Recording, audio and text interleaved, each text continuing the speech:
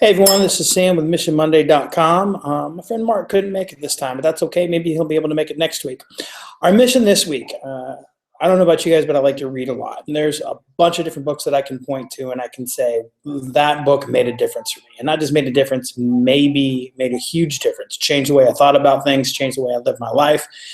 I think there's a lot of really cool stuff in books and stories. So that's what I want our mission to focus on this week. What I'd like you to do, students, staff, parents, volunteers, everybody, tell somebody else, another one of our cool key stakeholders there, another student, staff, parent, volunteer, about a book or a story that made a big difference to you and what specifically you learned from it. Now, of course, these conversations, when you tell somebody, this should facilitate a return conversation where they're also talking about their favorite book or story. If they don't have one, maybe this is a great opportunity for you to make a suggestion.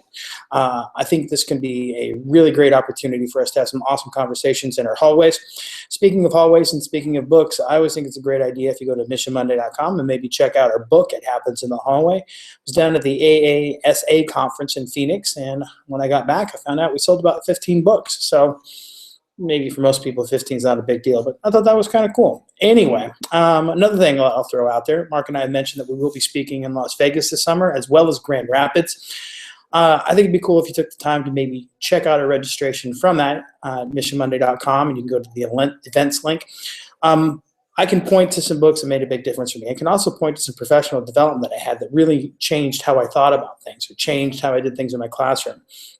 And if you give the book a chance that Mark and I wrote, or you give us a chance in some PD, we're going to do our best to be that for you and hopefully make a big difference about how you think about education, how you think about the students and the parents that you serve, and hopefully get you some perspective that will get you through some really tough days.